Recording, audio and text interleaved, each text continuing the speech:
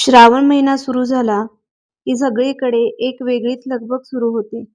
घरोघरी सत्यनारायणाची पूजा, प्रसादाची तयारी आणि त्या प्रसादाच्या शिऱ्याचा सुंदर सुगंध.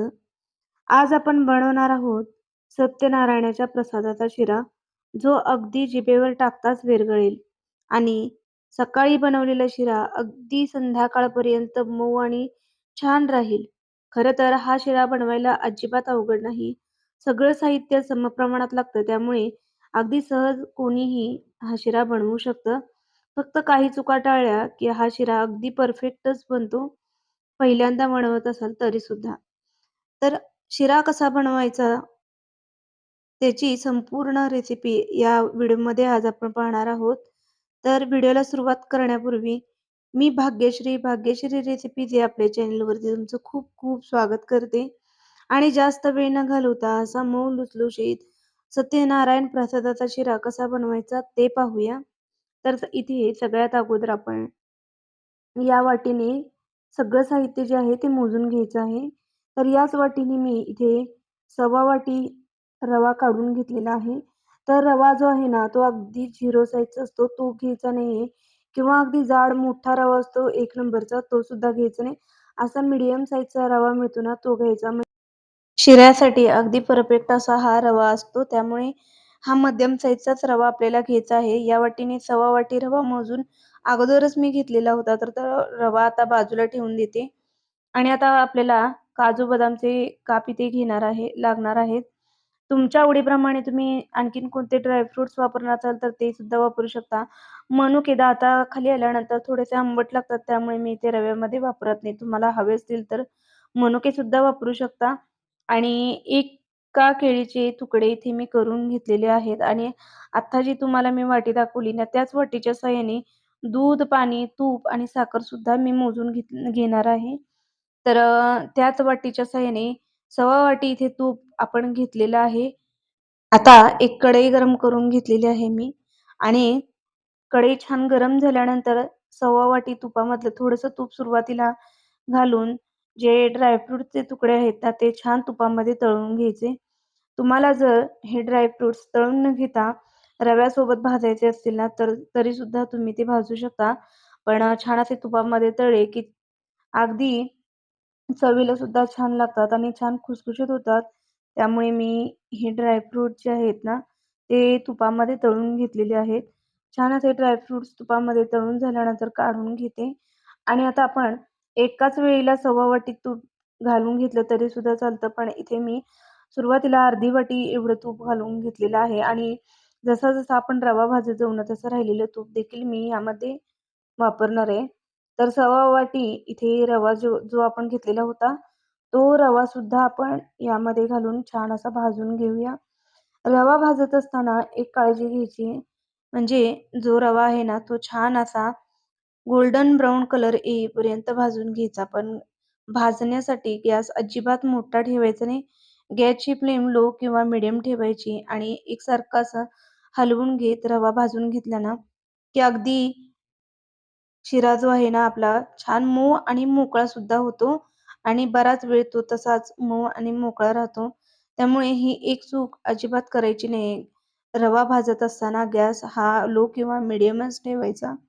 आणि इथे मी केळीचे काप जे आहेत ना, ते अर्धा रवा भाजून झाल्यानंतर घातलेले आहेत. थोडंसं तूप सुद्धा वरून मी घातलेलं आहे आणि हे केळीचे काप असे रवा भाजत असतानाच घातले ना, हे रव्यामध्ये इतके छान मिक्स होतात. अगदी यामध्ये केळ घातलेलं आहे, हे लक्षात सुद्धा येत नाही. इतके छान हे रव्यामध्ये विरघळले जातात. आणि महत्त्वाचं म्हणजे यामध्ये जे तूप वापरणार आहोत, ती वितळून घ्यायचं नाही, तर तुपाचं प्रमाण जास्त होऊन शिरा जास्त तुपट होईल. आणि आता आपण मध्यम आचेवरती मी छान असा एकसारखा ढवळून घेत रवा भाजून घेतलेला आहे आणि तुम्ही बघू शकता रवा आपला भाजून होत आलेला आहे आणि जे आपण केळीचे काप घातलेले आहेत ना, अजिबात असं वाटत नाही की आपण यामध्ये केळीचे काप घालून ते भाजून घेतलेले आहेत. इतके छान हे केळीचे काप आहेत ते मिक्स झालेले आहेत आणि मस्त असं सुगंध सुटायला लागला ना, की लगेचच लक्षात येतं की मस्त आपला रवा भाजून सुद्धा झालेला आहे. हलकासा गोल्डन ब्राउन रंग सुद्धा याला आलेला आहे आणि यामध्ये आपण जे दूध वापरणार आहोत ना, ते तुम्ही सव्वा वाटी दूध किंवा सव्वा वाटी पाणी असं प्रमाण घेऊ शकता. आणि जर तुम्हाला फक्त दूधच वापरायचं असेल, तर 2.5 वाटी दूधसुद्धा तुम्ही यामध्ये वापरू शकता. दूध जे आहे ना, ते घरामध्ये आपण एकत्र गरम केलेलं दूध असतं, तेच मी वापरलेलं आहे. तुम्ही दूध 2.5 वाटी वेगळं गरम करून यामध्ये वापरू शकता. पाणीसुद्धा मी गरम करून यामध्ये घातलेलं आहे. दूध आणि पाणी घालत असताना गॅस बंद करून घ्यायचा आणि असं घालून घ्यायचं. कारण ते अंगावरती उडण्याची शक्यता असते. त्यामुळे इथे मी गॅस बंद करून दूध आणि पाणी घालून घेतलं. नंतर गॅस सुरू केला आणि तुम्ही बघू शकता पाणी आणि दूध घातल्यानंतर छान असं दोन्ही रव्यामध्ये मिक्स झालेलं आहे. रवा छान घट्टसर झालेला आहे आणि आता या स्टेजवरतीच आपण यामध्ये ड्राय फ्रुट्स आणि आणखी याची चव वाढवण्यासाठी पाव चमचा वेलची पावडर सुद्धा घातलेली आहे. बाजूने सुद्धा छान असं तूप सुटायला सुरुवात झालेली आहे आणि आता आपण छान असं हे पुन्हा मिक्स करून घेऊया. हे छान मिक्स करून घेतल्यानंतर आपण यामध्येच आता साखर ॲड करणार आहोत. तर ज्या वाटीने रवा, दूध, पाणी आणि आपण तूप घेतलेलं होतं त्याच वाटीने सव्वा वाटी साखर सुद्धा मी मोजून घेतलेली आहे. साखरेचं प्रमाण तुम्हाला जर थोडं जास्त वाटत असेल तर कमी करू शकता. पण सव्वा वाटी रव्यासाठी सव्वा वाटी साखर हे योग्य प्रमाण आहे. तुम्हाला फार गोड आवडत नसेल तर थोडंसं प्रमाण साखरेचं कमी करून घाला आणि साखर जी आहे ना ती अशी शिऱ्यामध्ये छान एकसारखी करून घ्यायची जेणेकरून आपली साखर जी आहे ती यामध्ये छान विरघळली जाईल. गॅसची फ्लेम अजून सुद्धा मी मीडियमच ठेवलेली आहे आणि मीडियम गॅसवरतीच छान मिक्स करून घेतलेलं आहे. यावरती आता ताट ठेवून 1-2 मिनिटे याला वाफ काढून घेऊया. आणि 2 मिनिटानंतर तुम्ही बघू शकता, बाजूने अगदी छान तूप सुटायला याला सुरुवात झालेली आहे. साखर देखील छान विरघळलेली आहे आणि आता झाकण ठेवून मी एक 5 ते 10 मिनिटे हा शिरा पुन्हा असाच ठेवून देणार आहे आणि एक 10 मिनिटानंतर हलकासा थंड झाला, की आपण काढून घेणार आहोत एका डिशमध्ये. तुम्हाला जर हा शिरा किलोच्या प्रमाणात जर बनवायचं असेल ना, तर एक 1.25 किलो रव्यासाठी तुम्ही 2.5 लिटर दूध किंवा 1.25 लिटर पाणी, 1.25 लिटर दूध असं प्रमाण घेऊ शकता. म्हणजे आपला रवा शिरा जो आहे ना, अगदी परफेक्ट बनेल.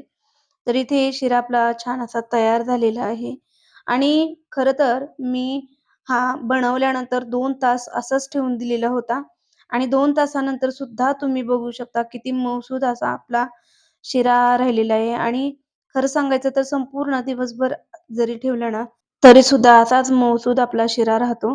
एकदम सोपी रेसिपी आहे. अगदी नवीन जरी बनवत असाल ना, तरी अगदी सहज बनवू शकता.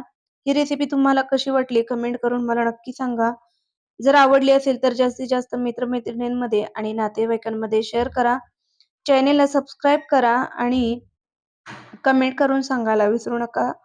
त्याचबरोबर बेल आयकॉनला देखील प्रेस करा म्हणजेच नवीन व्हिडिओ अपलोड झाले, की त्याचं नोटिफिकेशन तुम्हाला लगेचच मिळेल आणि सगळ्यात अगोदर आपल्या रेसिपीज तुम्हाला पाहता येतील. धन्यवाद.